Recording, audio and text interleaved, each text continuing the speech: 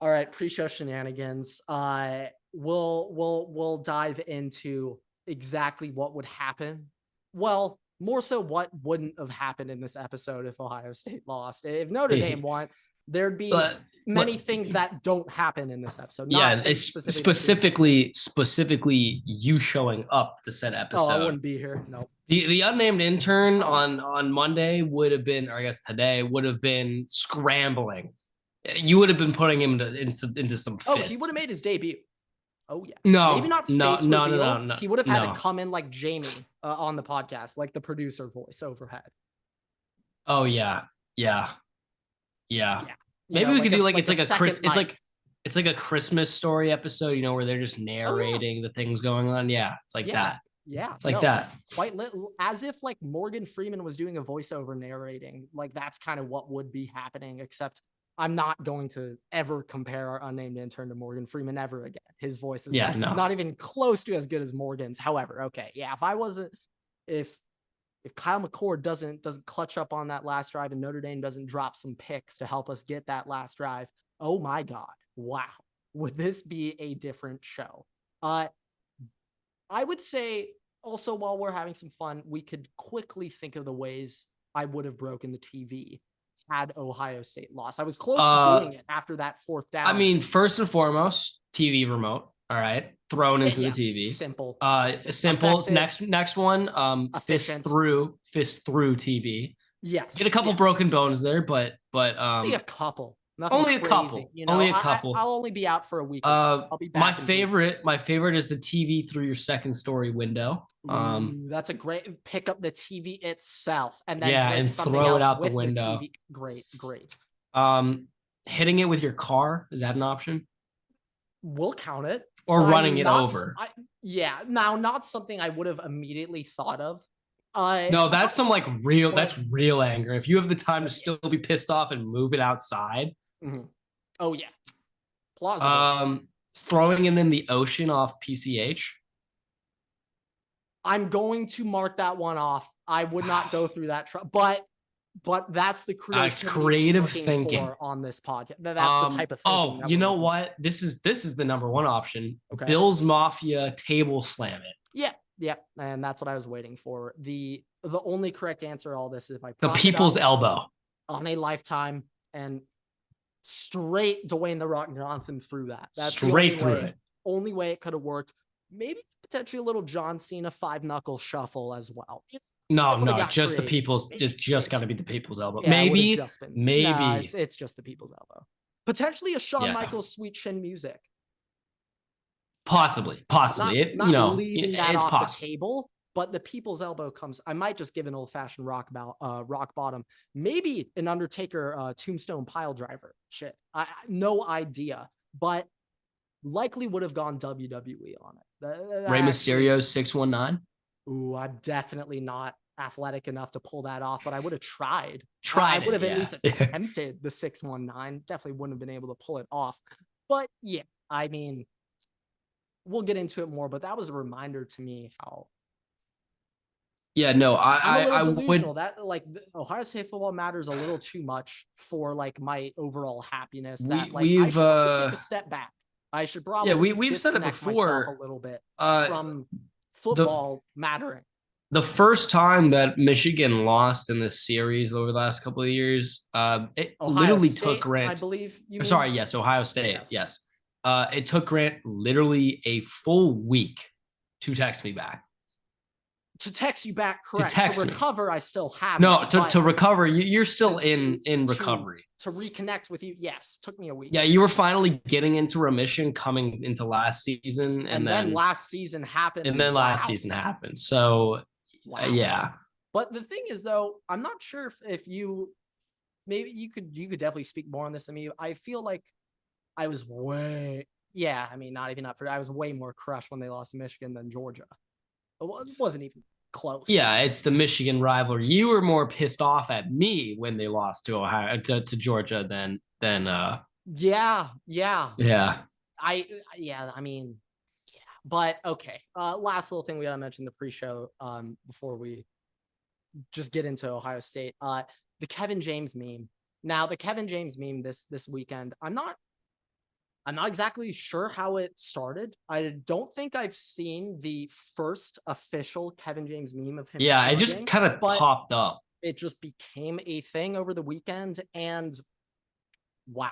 One of my favorites that I saw is coming from a Chicago Bears fan. It says, quote, "I'm so done with this team." And then in asterisk, "me next week," the Kevin James meme with the Bears hat on, like, go Bears. So yeah, no, like literally it sums up perfectly. Like for me, well, I can't say the same thing if I was an Ohio State fan. I'm not sure if I'd be the Kevin James next week if we had a loss. No. You would be me flying to Ohio. But we could say nicely to give Ryan Day some words of advice. That's definitely not what would be happening, but we'll say it that way. So read between the lines there. A great story that my dad, who's from Ohio, told me this story that John Cooper was the Ohio State coach who, somewhat similar to Ryan Day right now, he'd always be 11-0, 10-1 heading into the Michigan game with national championship hopes, and then they'd lose the game. And I remember one of the early losses that John Cooper had, he lost to Michigan. It was a game in Michigan. And when he came back to his home in Columbus the following week, I think like all the trees in his front yard were cut down, or like all of his were like slashed out or something, sliced. And it was just the Ohio State fans telling him like, hey, that's not acceptable. You can't be losing to Michigan like that. And let's just say, like, in this current atmosphere, I don't know what exactly Ohio State fans would have done to Ryan Day.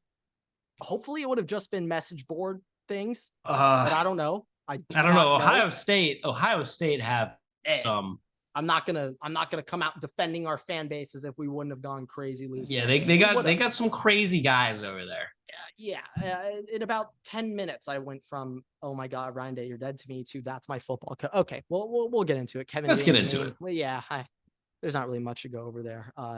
Other than I was gonna bring up the Taylor Swift thing completely overshadowed that. But okay, all right. What is going on, everybody? Welcome back to a bittersweet episode of the Waterboy podcast. Overall sweet for me because of the Ohio State win, but we'll get into the NFL aspect. But the NFL Waterboy Civil War has officially wrapped. Ryan Day had some very interesting things to say after the Notre Dame win. Do we count it 1-1? Do like for the Waterboy Civil War, do we count our records as is it tied, or is it technically 1.5 to you, 0.5 to me? Okay. All right. That's fair. Yeah. I'll accept it. Yeah. All right. No, not a 1-1. No. We already. But I should be what it should be 1 to 0.5 because I didn't win anything. I actually. Correct. I gave you. Yeah, it should be 1 point. Yeah. Yeah. Okay. You get a half point. Yeah. Okay. Yeah. 1 to 0.5. Yeah, that's actually fair. Yeah, that makes more. Yeah. No, 1 to 0.5. 1 to 0.5. Okay. Yeah. And lastly, apparently the college football world was shocked. Colorado got blown out by Oregon. I'm not sure who was a part of that college football world, but that's what I believe ESPN or Sports Illustrated said over the weekend. But okay, we got to start off. With Ohio State Everett. Ohio State went into South Bend, took down Notre Dame by 3 points at the end of the game. I first want to start off by saying shout out the refs. Now, Everett, don't listen to this. Stop listening. But shout out the refs. Okay, hold on. Out. They're out. So Everett is not involved in this at all. Ohio State, with about a second left, that's when they scored. The refs put it back on, and Ohio State kicks that extra point to cover the spread. So shout out bettors across America. I believe 89% of the money was on Notre Dame. So shout out America. You're good now. Okay, we good? I'm not going to get angry at anything. I did not discuss anything about betting or anything, I swear. But okay. Shout out the refs. They helped Ohio State cover. I could not hear any of that. All right. I didn't hear any of that. All right. They helped the boys cover, Everett. But okay, first things first, Ryan Day's post-game quotes on Lou Holtz. That's actually the only thing we would talk about. Shout out McCord, shout out Kyle, but we're here for the real stuff. First things first, Ryan Day was not directly calling out Lou Holtz in that post-game conference. Okay. Lou Holtz just happened to be the face of this selective group, and their opinions on Ohio State. Just happy to be the most recent person to question Ohio State's toughness. But Ryan Day was more so addressing everybody in the media who has questioned Ohio State's toughness. And to be honest, even more so than that, he was directly speaking to Ohio State fans like myself who are crazy and delusional. And once again, this matters a little too much to all of us. Sometimes we got to take a step back. Now, personally, Everett, you know this. I am not from Ohio. I've never set a foot in the state of Ohio. You have. I have never been, right? Didn't you play Cincinnati? Yes. So I've never been in the state of Ohio. You've been in Cincinnati, the state of Ohio, the city of Cincinnati that my dad is from. But when Ryan Day said, we're proud to be from Ohio, and it's always been Ohio against the world, and it will continue, voice crack included, to be Ohio against the world. That meant everything to me, Everett. Even though I personally am not an Ohioan, I identify as an Ohio person. And so hearing that come from Ryan Day, that meant everything to me. Because at the end of the day, what Ryan Day was saying, he didn't say that specifically to Lou Holtz. He was talking to people in the media too, but at the end of the day, he was sending a message to crazy ass Ohio State fans like myself. And he was sending a message to us that he gets it. He knows what it's like being an Ohio State coach. If anyone understands what it's like getting all this shit more than anyone else, it's him for the shit that he's gotten recently. And so Ryan Day, when I heard that press conference talking about how it will always be Ohio against the world, that's all I needed to know, that he gets it, he understands it, and he's an Ohio State football coach. Yeah, also Grant says all this right now, and I give you about 10 minutes before the game ended, I was literally motherfucking Ryan Day with my dad saying, we're done here. I give it about get out of town. I'm crazy. I give it a week and a half before. What week do you play Maryland? I believe in 2 weeks. I give it 2 weeks. I give it 2 weeks. Yeah, I'm calling it right now, and it's not really calling anything because it's kind of a consistent annual thing. Maryland's going to play us hella close. It's in 2 weeks. I just looked up. They're going to play us unbelievably tight, even though it's in the shoe.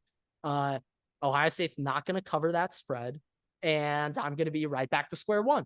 And that's how this shit works. That's how this shit works. I'm crazy. I'm batshit crazy, especially when it comes to Ohio State football. But normally I'm still batshit crazy. However, with this, I mean, yeah, Ohio State, it is just taken over my life. But now I'm, for at least the next 4 days, I will accept, I'll be happy with this win. You won't hear any shit talking from me until next week. Till next week. Then I'll be back on to, all right, but we didn't get sacks last week. We need to get more. I'll be right back to it. So don't worry, guys. Crazy. He's coming back. All right. Well, let me get back. Well, maybe not in the camera, crazy but crazy ass Ohio State fan will be back, guys. Don't worry. But okay, on to that. Oregon beat Colorado 42-6 as a 21-point favorite. Now I also only got to catch the first, I think, quarter of this game. Well, that's all you need to see. I saw them up 21-0. That was all I needed.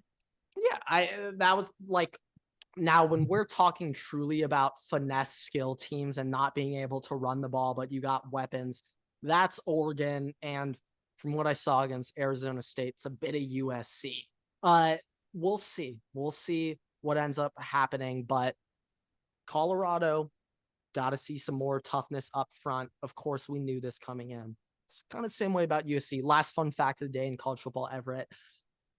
The number 24 Iowa Hawkeyes went into Happy Valley for Penn State's whiteout game, and they got shut out. Penn State beat Iowa 31-0. Everett. Penn State ran 21 more plays, 97 plays, than Iowa had total yards of 76 yards. Penn State ran 21 more plays than Iowa had yards in this game. If that's not the definition of a shutout, I don't know what is. Now that's dominance on display right there. That is dominance right there. And I don't really know. Like, I got to worry about Penn State too. That's on October 21st. How did the Iowa defense look though?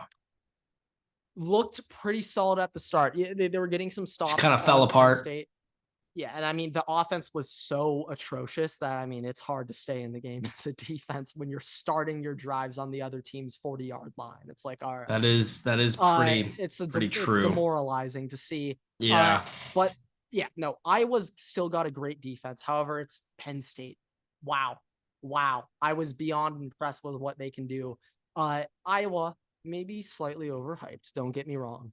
But hey, a shutout is a shutout. 76 yards is 76 yards of total offense. So I can't discredit so Penn true. State that hard. 76 yards. Are you kidding me? But yeah, that was kind of the college football recap. Obviously, there were some other big games. Alabama took care of business at home over Ole Miss. Many other games happened. I thought Oregon State and DJ were going to pick up a dub. Washington State shut that up. They walked away with a win. But yeah, that was crazy weekend of college football, which that Ohio State Notre Dame game, kind of clouded me from taking the whole weekend. But okay, last thing in college football for me, Heisman rankings real quick. We're gonna go 1 to 10 because 2 through 8 is spicy. 2 through 10 is spicy. Number 1 though, Caleb Williams, Michael Penix, Quinn Ewers, Bo Nix, Jordan Travis, Jaden Daniels, Sam Hartman, Dylan Gabriel, JJ McCarthy, and Tyler Van Dyke. We're going to give Miami some credit here now that Josh Gaddis is out. Tyler Van Dyke can actually look like a quarterback again. So yeah, those are my Heisman rankings for this week. I did my college football rankings also. Do you want to hear those? I uploaded those already, but do you want to hear? Let's hear. Let's get them for the fans. Let's get them for the Washington, fans. Ohio State, Florida State. Whoa, Texas. 10 to 1, correct? 1 to 10. Whoa. Ohio State's not 9. 1 to 10. 1 to 10. Oh, wait, you were saying Washington? Washington is number 1? Is my number 1 team in the country. Washington, Ohio State, Florida State, Texas, Georgia, Michigan, Penn State, USC, Oregon, and Utah. And to be honest, Oregon and Utah should probably be above USC. That's my biggest problem with my list. What are your thoughts on me putting Georgia outside the top 4? And Michigan.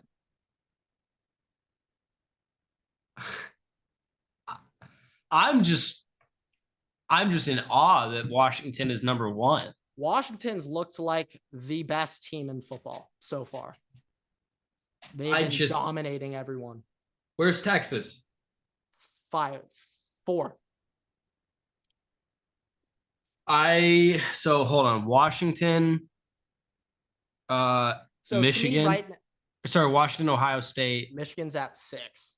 Washington, Ohio State, Florida State, Texas, Georgia, Michigan, Penn State, USC, Oregon, and Utah. Now, the reason I came to this conclusion is because no Notre Dame. Yeah, they're out of the top 10. However, they look like a top 10 team. They're a good ass team. But we move them out because hey, at this point, schedule winning and shit, it's got to matter now by week 5. So I have Washington number 1 because they look like the most dominant team. Now I know they don't have the resume wins that Ohio State, Florida State has 2 now, or Texas have on their resume. But what I've seen from Washington this year, I mean, what the hell? I was hyping the fuck out of Michael Penix, Odunze, their dogs, McMillan, but they actually have walked the walk that I talked for them. It's not like their head coach was going out shit talking, saying they're going to win the Natty. I was doing that. But Washington, yeah, they're my number 1 team. So this is one thing. Before I upload these, I was considering throwing Georgia there at number 1 initially. And then I thought to myself, if I put Georgia at number 1, I'm just being the biggest hypocrite in the world. I hate preseason rankings. I think they should be abolished. I hate the AP poll. It's stupid. The AP poll is the reason why Georgia is still the number 1 team in the country, and that why they will be the number 1 team. I don't like the AP poll. I don't like it. So I'm trying to break some rules, break some stigmas here. See, here's my thing. I think that Washington, yeah, they've been great. Yeah. But I don't think that it's fair to have them be the number 1 team when they don't have those resume wins. And I say that just because of strength of competition. Yeah, teams look great, but if you have a team that has the same record and has played stronger teams that are ranked, I think that you kind of have to give a little bit of favoritism to them. And I'm not saying the same way to in the AP pool. I'm not saying that. I get what you're saying. This is what my reasoning was. So Florida State, they have the 2 best wins in the country. They beat LSU week 1 and they just beat Clemson on the road. They snapped a 25-game home conference win streak for Clemson. Okay. Clemson almost lost that game too, though. Let's clarify. So that's Clemson missed a 40-yard field goal to win the game, but Florida State still won. And okay, that's true. I'm going to knock them down, though, slightly, because this is me being biased here. I'll admit it. If I think Ohio State and Florida State match up right now on a neutral field, I'd pick Ohio State. That's very biased there. But what I saw from Ohio State last week, in my opinion, I believe they are a more complete team all around. Florida State's defense is not that great. I also just want to say, look, if we talk about Washington's schedule, though, okay, Boise State to open the year, they basically are a non-factor right now. They're not good. They have nobody. Overall, Tulsa. I know we'll get there. Tulsa, and I'm not arguing for Georgia to be 1 at all, by the way. Let me clarify that. Oh, Tulsa, I know is not good. We're in our conference, all right? I'm not going to say anything about that. But Tulsa, I might cut that. No bulletin board material from this podcast. That might be good. Tulsa, not great. All right.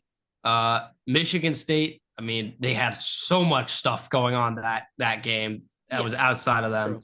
At Michigan State, which is their only away game, by the way, and Cal. And Cal sucks. True. And Cal still put up 32 on them. Well, that was at the end of the game when they were literally throwing in the 3rd stringers. True.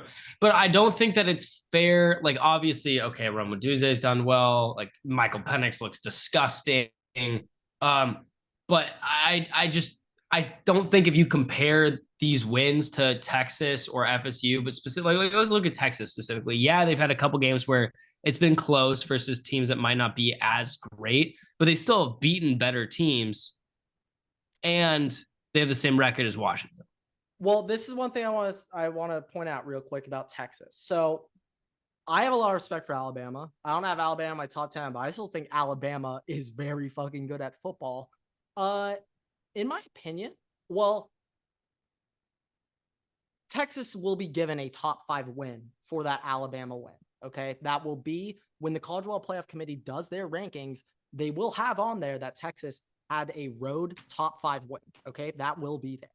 Yeah. Do you value that win over Alabama the same now as you did when it first happened, or slightly different? No, but I do value that win more than I value a win versus Boise, Cal. Wins. Yeah, because look, even if the team is bad, all right, even if Alabama is bad, all right, right now, I mean, they're not good, all right. By Bama standards, they suck, all right. Bama standards, remember, they suck, all right. Yeah, key detail. But going into Tuscaloosa and coming out with a 10-point win with the crowd that's there, the environment that's there, still against Nick Saban, who, despite all of the issues they have at quarterback, is still a very good coach. They still have a pretty good defense. By the way, one of the top corners in the country, if not the top corner in the country. All right. So to have that win by 10 points, I think is really, really important for their resume. And outside of that, all right, they beat Wyoming by 21. They had a little scare there.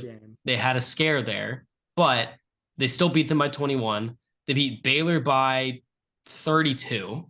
They beat Rice by 27. All right. I'm not expecting Texas to put up a lot of points, nor do I think that in some cases a lot of points is really meaningful. In other cases, it's really not. And I don't think Texas is built on that. Good, you know. Yeah. Points are always good. Yeah. Not going to doubt but there are some teams where points matter a little bit less by the way that they play. And I think that Texas is kind of one of those teams where you're constantly putting up 30 points. And I mean, yeah, Washington's putting up 40 points a game. They've had a 50-point game, but the opponents that you're playing against are much better I would like, I think Rice is better than Tulsa. Alabama's better than, I don't know who the best Alabama's of better than any any of them. Washington Wyoming, scheduled this season. Wyoming, I don't know much about Wyoming, but I would say they're probably better than Boise. And Baylor's was one of the teams that people thought could be competitive for the Big 12 this year. So, but they did lose to Texas State week 1. They did. I mean, their schedule, they've lost 3 games, right? So keep that in factor. But I don't know how much better that is than some of the teams that Washington has played. So in my opinion, if you're gonna rank them consensusly based off that, I only think that it's fair you put Texas above Washington. If you're gonna rank it like that, you do Texas 1, then Washington. I mean, shit, Texas might be back. Remember the might. We don't know yet. We don't know if they're back. Keyword might, right? So I think like that's just my general opinion. And I think that Texas definitely has to be above Ohio State. If we're gonna be considering those games that Texas has played as close, being an issue for them. Actually, I'm iffy on Ohio State just because of the quarterback situation there, because it's very reminiscent of Alabama's situation right now. But whoa. It's not like Tyler. It's not like TB12s. That's true. That's true. I will say Notre Dame's a better win than Alabama. So I will. I'll be honest. That one I'm actually more so on the team that Alabama wins bigger than Notre Dame. Really? Yeah. Interesting. Okay. Either way, but you understand my point. Just making it be like, I get what you're saying. Yeah. You lost me at the very end there saying that Notre Dame was a better win than Alabama. Well, okay. I'm going to be fair though. I haven't gotten to watch either team play very much. From what I've seen more of Notre Dame playing. I've seen, cause I'm working. I don't get to watch these games as much. So I've gotten to see parts more of Notre Dame's games in the way that they're playing than I have Alabama. So all the information I have on Alabama is basically just all of the Bama fans being like, this team is terrible. Jalen Milroe sucks. We don't have a quarterback. And I've seen them with the barely beat South Florida and stuff. So remember, for that game though, there was no Milroe. They had TB12. True. But either way, you get my point. I think that if you're going that way, you got to give credit to some of these other teams first. So real quick, while we're just at real last thing, I'm not trying to put words in your mouth, but general ranking: Texas, Washington, Ohio State, Florida State. Texas, then Ohio State, Washington, whichever way you want to do it. Because if I'm making the argument that Texas gets to be over Washington because of that win. Yeah. Same kind of Florida State in that tier. I'd put Florida. Yeah, ranked wins. I would put Florida. I would put Florida State at 4, and that's the same reason you were talking about, where even if it's a win versus Clemson, should have lost the game. So, that's would be my tentative 4 right now. Michigan just outside. With Georgia in that next tier with Michigan, and then Georgia afterward. Yes. I would put Georgia above Michigan personally. I never said specifically where, but that next 3-team tier. Yeah, I would say though that personally, I was sitting there and like, you know what? I'm not just gonna put Georgia number 1 every single week here on out. Okay, Georgia's got to start showing that they're nasty against good teams, and I'll start seeing it. All right, let's get into the NFL segment. We have something very special to start the segment off with. Yeah, this one could be more fun before everybody is gonna enjoy this. The Washington Commanders are officially being sued by the Native American Guardians Association. Now, you might be thinking, all right, it's definitely because of the past of them using a Native American on their logo. And that whole ordeal, it's definitely because, it's offensive or anything like that. Yeah, they went to the Washington football team for a couple of years to change it. So, yes. You thought wrong. Oh, you were wrong. You were so wrong. So wrong. The Native American Guardians Association is suing the Washington Commanders for not changing their name back to the Washington Redskins. They say that whenever they played with, the Redskins logo is a real Native American chief, and whenever they would take the field and play, They were playing, they were battling for the chief, for his honor and respect and everything like that, carrying on the legacy. It's bold words considering that the Commanders have never been good, but say what you will. All right. They do put in a lot of effort. All right. They might have like a football championship, but not a Super Bowl. Correct? Yeah, something like that. They've been in some Super Bowls though. So just of course, the new owners, like, we're not changing the name back. We want to stay PC. All this stuff in the new age generation of Washington football. Now literal Native Americans are suing him for they not changing it back. Like, I don't think there could be anything more obvious of that. Like, it's okay than that happening. My one thought was, like, they made the Cleveland Indians change their name. What about Florida State? Are they off the hook? Like, are they clean? Like, I don't. Does it? Well, I think the thing, college. I have no idea. I think the thing with they're affiliated with. True. I think Florida State's its own thing, but with the Cleveland Indians, though, the logo that they had a little bit more problem. Yeah, let's a little more controversial. That. So that's a little bit more understandable. But anyways, like Chicago Blackhawks, like, are they clean? Yeah, they've decided that things are okay. Okay. All right. Now, first thing that I want to state, also separate. We're gonna get into our game among some other things. Everybody knows Andrew Luck. Everybody knows of the famous. Not Twitter everybody account. Knows of Captain Luck. Captain Andrew. Not Luck. Everybody knows Captain. But now you are about to. So, for the entirety of Andrew Luck's career, there is an individual on Twitter under the username of Captain Andrew Luck, because Andrew Luck looks like he's from the olden days, and he looks like he's kind of his personality. So the profile picture is Andrew Luck in full Civil War attire. Don't know which side. All right, so let's not get into that. It's up for you to make your decision. Yeah, you decide. All right. But that's the whole thing. And every game, the Twitter account will post a tweet being like, "Dearest mother," like, it's gonna be like literally like, "Dearest mother, we voyaged to the depths of Jacksonville, Florida."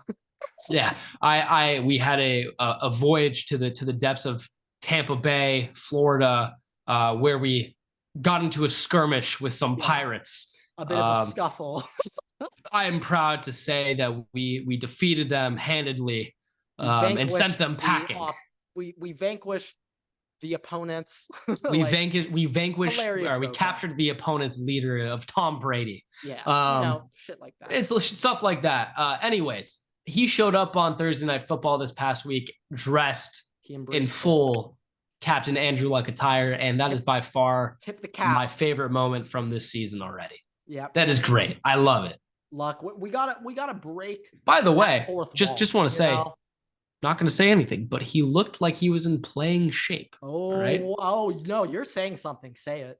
He did not look like he was saying something. He was not looking like 150 pounds anymore. He was looking like he was 190. Andrew Luck will be the starting quarterback for the New York Jets or the Chicago Bears for the rest of the season. No, Andrew Luck can't do that. Can't do that for Chicago. They'd ruin him. I was kidding on the last part, but the Jets, hey, it's at least a 0.1%. And speaking of a quarterback, the name being flown around to the Jets, it's all in our game. Then we can get into that. Okay. The Waterboy Civil War, the toilet bowl. It wasn't much of a Waterboy Super Bowl. More so like a Waterboy consolation prize, if even. I'm not even sure. There is. No. It was a participation trophy. If even, but yes, like if even a participation trophy. Chargers ended up winning 28-24. I'm gonna let you go. In a game that neither team should have won. Yeah. No, okay. All right. You go first. You go first. I have my own thoughts on the state. Bold move letting me go first. I got a lot of stuff. All right. First things first. Why sign somebody if you're not going to play them when you know a huge issue is the offensive line? All right. And why sign that guy knowing that there's issues about a month too late? All right. You know that there's going to be problems. Why wait? All right. On top of that, you're going against the worst defense in the NFL. Literally, I'm not saying that like sarcastically or anything. No, like they literally were ranked the worst defense coming into the NFL, the worst passing defense coming into this week. Yeah, the Chargers. All right. I get it. You want to show everybody you can run the ball. And you know what? It started off well. And then Alexander Mattison fumbled. No, actually, that was TJ Hawkinson, regardless. Alexander Mattison should have had about 2 fumbles that game, but by the grace of God and the referees, he did not. Anyways, the amount of turnovers that the Vikings have produced is absurdly, and I know Kirk Cousins threw a pick at the end of the game, but if you actually watch him make that throw, the throw was perfect. Both the turnovers in this game were on TJ Hawkinson. That interception should be on TJ Hawkinson's resume rather than Kirk Cousins, and obviously TJ Hawkinson with the fumble. I could also even say for that last Kirk interception, I'd actually put a lot of that on Kevin O'Connell. Oh, we'll get there. We'll get there. We'll get there. All right. Now you're going against the worst passing defense in the NFL. My guys. You have this player, the name kind of escapes me. I think it's Justin Jefferson. I've heard that he's. Is that it? I've heard he's pretty good. I'm not entirely sure what his name is, but I've heard he's pretty good. Let me look it up. If you have the number 1 wide receiver in the NFL I know JC Jackson wasn't playing, right? Maybe that screwed up the game plan, but going up against technically the second string corner and you're not throwing it to him until the second quarter, something is extremely wrong with your offensive game plan, especially considering the fact that the run game has not worked up until this point. The game was literally built for you to do the one thing that has worked for you to this point, and you opted to do the opposite. And on top of that, when you are running the ball, Alexander Mattison, who, by the way, should not be a running RB1 in the NFL, RB2, not RB1, the running back who was the most efficient, maybe not in pass blocking because he sucks in pass blocking, but the running back who was the most efficient rusher, and Ty Chandler, only got 3 carries for 9 yards per carry. So if you want to run the ball, why are you giving it to the dude averaging 2 yards per carry instead of 9? It's a first down per carry. All right. Now, Jordan Addison was non-existent until, 3/4 of the way through the third quarter. TJ Hawkinson, all right, besides the fumble and the caused interception, not terrible. He was getting his plays out. But if you don't give Kirk Cousins any time in the pocket to begin with, we're going to run into issues. Now, the defense, you're blitzing on 49% of the plays. You're getting no pressure besides one Danielle Hunter strip sack, all right? Go ahead. Justin Herbert was blitzed on 41 of his 50 dropbacks. So an 82% blitz rate when the Chargers passed, which is just like. And wow. out of that, you earned 1 sack. I'll be honest. I don't think I've ever seen the Chargers get the ball out that fast in my life, though. Probably because you were blitzing so frequently.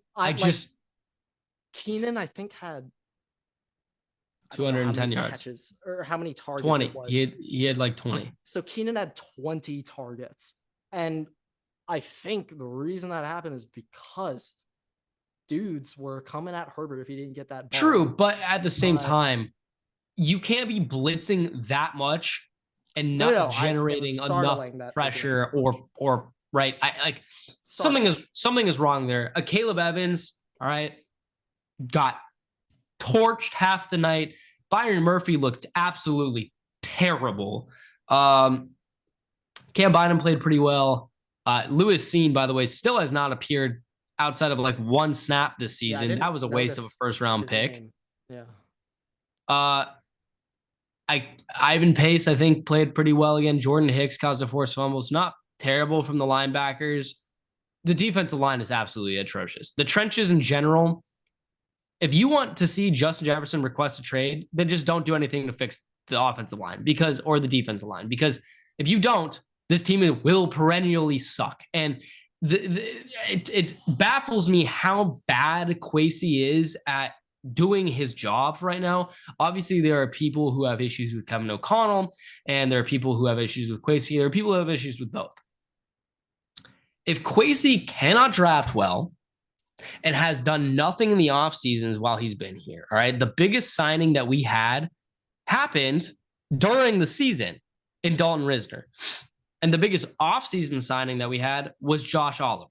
All right. Outside of that, the only dudes that we have signed are former Packers players who worked for the assistant head coach or whatever, Rams players who fumble the ball on punt returns and then are too scared the next game to take a punt return.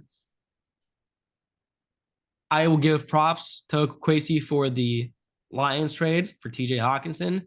That was a good move. And for the Cam Akers trade, because we got him for free. Outside of that, anything that he has done has not been good. And that is a marginal issue when you're trying to build a team. And for me, obviously, I would love to see Caleb Williams be in the Vikings uniform. But if the team is that bad, you start to get concerned that Justin Jefferson is going to want to leave because he doesn't want to be on a team that is that bad. And he likes Kirk Cousins, and I do think that he would be okay switching to a rookie quarterback. But what I don't think that he wants is a team that goes 3-13 and the future is unquestionably poor because it can't be built. Now we get into the end of the game. We get to Staley being a dumbass, all right? And I know you want to talk about that. So I'll real quick. I was going to let you save it for your whole rant, but yeah, you can go through it. Yeah, I mean, just quick. So, okay. The 4th and 1 on our own 25? 20 backed up regardless the exact line distance. Let's look at this from two lenses first, the decision to go for it versus not going for it. So hey, Staley, although he's kind of gone away from it recently, ironically, like, yeah, we knew Staley was going to go for it there. Ultimately, I don't really have a problem with him going for it at the end of the day. Obviously, in retrospect, it didn't work. So now I'm like, dude, should have fucking punted. But that decision itself, I wasn't too against it. Now, I mean, this is okay. Go ahead. Yeah. If it was Ohio State and they ran that play and got stuffed, I would have supported the play call, been like, you know what? It's 1 yard. We're trying to run up the gut. I have no problem. No, you wouldn't have. But from the perspective of the Chargers, okay, we could not run the ball the whole game. Why? Well, Minnesota, they had doctor pressure on the sideline, and they like to blitz a lot. So knowing that, Kellen Moore actively decided, let's run it up the gut with Josh Kelly, who at the time, I believe, had 10 carries for 12 yards. Look, I know it worked out because of the way that the game ended, right? But if I was a Chargers fan, the Vikings have 1 timeout left. You're on your own 20. They need a touchdown to win. All right? You should be punting. You should be punting. You should be punting. You should be punting. On top of that, also, like, let's say hypothetically, the Chargers make that field goal at the end of the first half, I think is what it was. All right. The game's iced to begin with. All right. So people also forget about that being a thing. This is literally, I swear to God, the first time a kicker is missed in Viking Stadium versus the Vikings in like 2 years, because anytime a kicker kicks against the Vikings, they always just make their career long. It just so happens to be the Chargers. 57-yard, and I was thinking to myself, like, oh my God, Dicker's about to nail this bitch. It just so happens that Chargers charging can. All right. But regardless, all right, get to the end of the game. We get the ball back. Okay.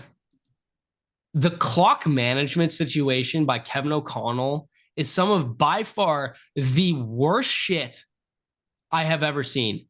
I think a literal 8-year-old playing Madden could do a better job about it than Kevin O'Connell. The situational awareness is unbelievably stupid. I do not understand how you could be a head coach in that situation and not manage it properly. At a bare minimum, if you are a veteran quarterback, you have to immediately understand, hey, we got this first down. I'm not hearing shit. I'm spiking the ball. You don't stand there. And I understand it's not just Kirk because the whole fucking team was walking around standing there like they had 3 minutes to play. the stupidest shit. And that's also on coaching. Stupidest shit I've seen. All right. Real quick, I just remember right after the play happened, I see TJ Hawk like get in the huddle. I'm like, what the fuck? Oh, he's like walking around and stuff. Getting in a huddle. And by that point, they're also lined up. They're taking their time at the line. They're making adjustment calls and stuff, burning 10 seconds there. All right. I will give props to Kirk for putting the ball where it needed to be. It was a very good placed ball. It was only in a spot where TJ Hawkinson could catch it. TJ Hawkinson should have caught it. He's getting paid tight end one money to do that. That is his job. All right. You want to be the highest paid tight end, make those catches. Okay. Now, Kevin O'Connell also at the end of the first half, unbelievably poor time management. They got the ball back, did nothing with it. Didn't call any of his timeouts. None of that shit. All right. Keep in mind also when the Vikings got the ball back at the end of the game, they had 2 different plays where they got marched back 5 yards because Justin Jefferson got hurt. Then TJ Hawkinson got hurt with no timeouts left. So it takes you back 5 yards. They still managed to get into the 5 yards on the goal line. Still managed to get there. After all that shit,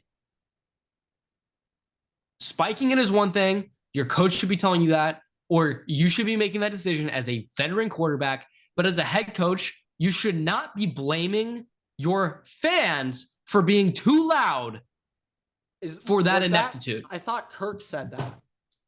He said, no, I'm pretty sure it was Kevin O'Connell. And he said, we had headset problems based on the environment and the crowd and all that stuff. Do not blame the fans for that. I understand they're being fucking stupid, screaming, and I probably would have been one of them. All right. I'm not going to beat around that. I would have. I would have been yelling too. So hyped that they just picked up that first down. Like I would have been screaming my dick off. Like I can't blame them. But going into that, you're on the sideline with your quarterback. You have to be in with him, be like, hey, we're going into this. We get inside, no timeouts left. Spike the fucking ball. I don't care what it is. Something's got to be communicated. Also, it's a 1st and goal. You go down there. You still have 3 tries to get in. It's going to be 3 pass attempts. But you have 30 seconds with 3 tries with Jordan Addison, TJ Hawkinson, and Justin Jefferson. Against the Chargers defense. That's the most key detail of all of them against my ball. And of course, in Vikings fashion, the ball gets fucking popped in the air. Not even Kirk Cousins' fault, and he gets picked off, which is the 2nd interception of the season. Same kind of shit happened week 1 when that first interception happened too, by the way. For Kirk Cousins being the number 1 quarterback in the NFL right now, statistically, for Justin Jefferson being the number 1 wide receiver in the NFL statistically, for Danielle Hunter being the 2nd most sacks in the NFL right now, this team is dog shit. The things that are happening should not be happening. And I've seen too much relaxation from Kevin O'Connell and too much just not giving a fuck from Kwesi. All right. This is your job. This is the team. I'm not calling for you to be fired, but something needs to substantially change in the way you're approaching things. Do your fucking job that you were hired to do. You are coach first, friend second.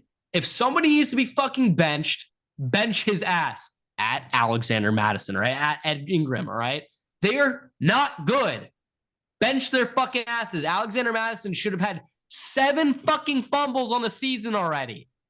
Can you just say that line one more time? Don't be frets. Say that one more time. Coach first, friend second. Oh God, that's fucking amazing, Everett. Okay, all right. Yeah. I love you, Kevin, but fuck, man. Yeah, I mean, we'll leave it at that. We've been going for a minute. There's just a couple more games I want to talk about. One last thing I just want to say. Mike Williams, torn ACL, out for the season. Yeah, the weird thing is, it's like, last year I was telling myself, it's injuries. That's what held us back. It was injuries.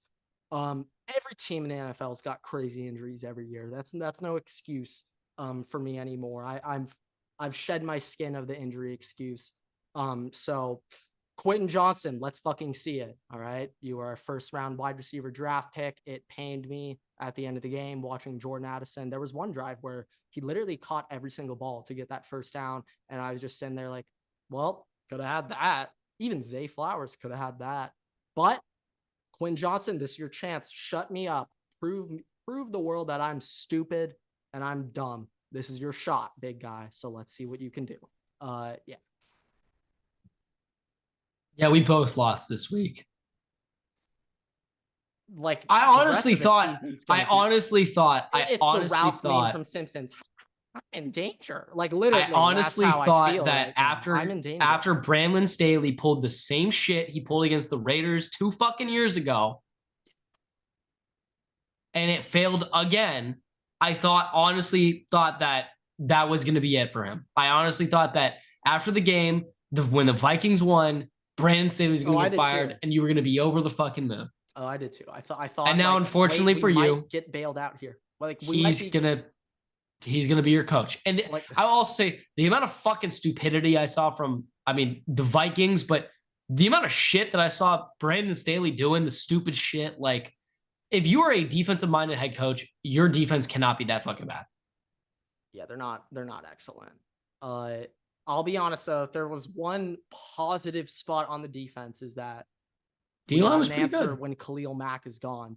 Tuli Tuipulotu, doing pretty good. Holy shit! I was kind of like, why we take this guy round 2? I was kind of questioning it.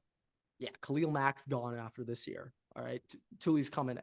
All right, to wrap up the episode, unless you want to talk about some more games. There's just like there's like 2 games that we got to discuss. Well, the Dolphins hung 70 in an NFL game.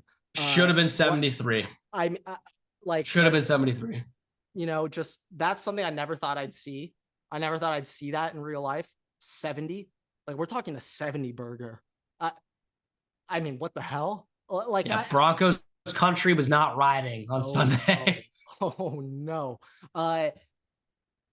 Yeah, I know last season Sean Payton, when he was going on the herd with Colin like frequently, like once a week, he talked a lot of shit about Tua and the Dolphins. Sean Payton was talking a lot of shit last year about Tua, and let's just say Mike McDaniel and Tua, they internalize that, kind of like Ryan Day with Lou Holtz. They listen to it all. How do you think Nathaniel Hackett was on Sunday after seeing that shit? Oh, over the moon. Despite the Jets losing, who cares? You saw the video of Sean Payton getting pissed at one of the reporters in the post game.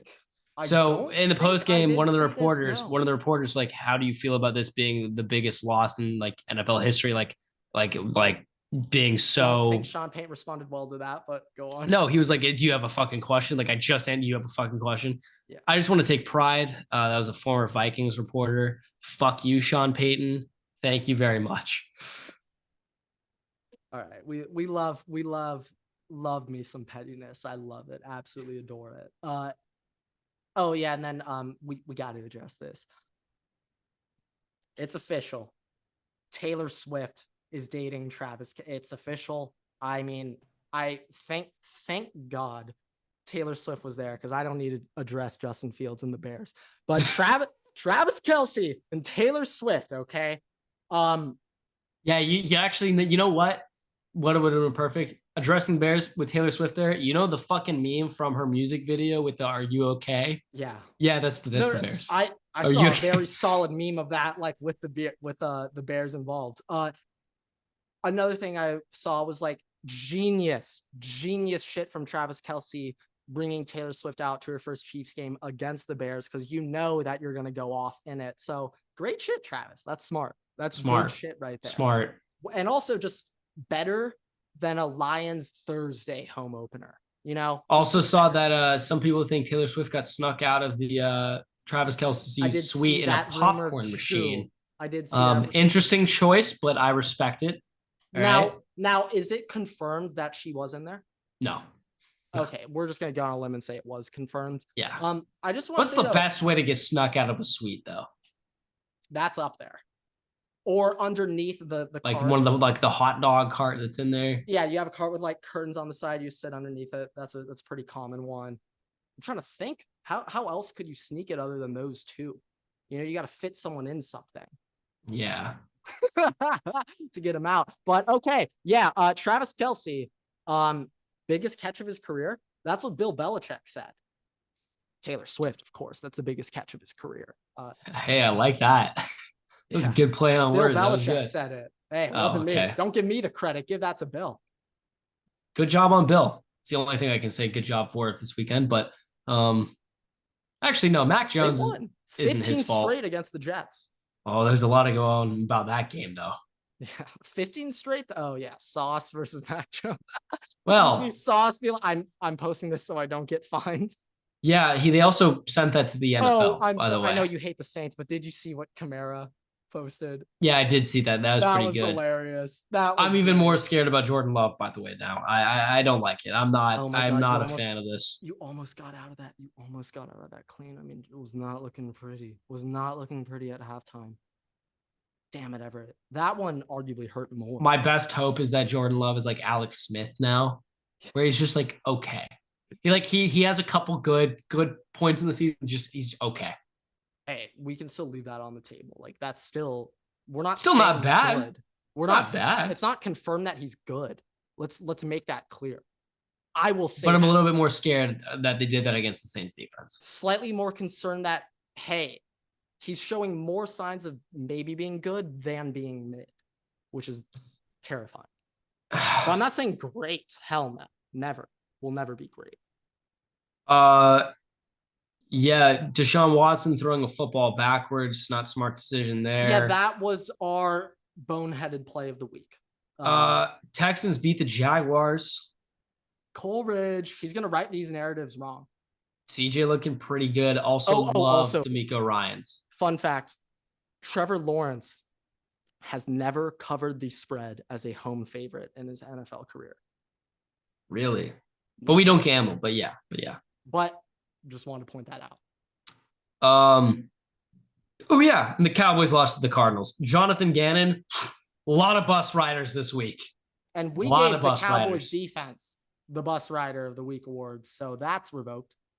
Yeah, no, that's coming back. Maybe the Trevon Diggs injury might end up being a big problem. That Achilles heel for the Cowboys. Who knows? Yeah, you can put it that way. There might be some more issues on that team. Shout out Mike Fat Carthy. But yeah. Yeah, he bet you Jerry's looking at that loss as a yeesh. Yeah, I mean, you know my opinions of him, but I did see someone point out how him and Sean Payton are pretty similar. We view Sean Payton as like a god, and Mike is Mike Fat Carthy. No, fuck you, Sean. No, fuck Sean Payton. No. Fuck Sean Payton. No, Sean Payton now it's I mean, joke right now. Just got an email. Pretty sure that got picked up. That's nice. But yeah, we'll see next week in the true battle of bad. We are the battle of mid. This next one's the battle of bad. Like Bears Broncos, the battle of bad. They're probably so bad that the game's actually going to be close. Oh, well, for reference, the Bears are so bad that the The Broncos are 3-point favorites on the road.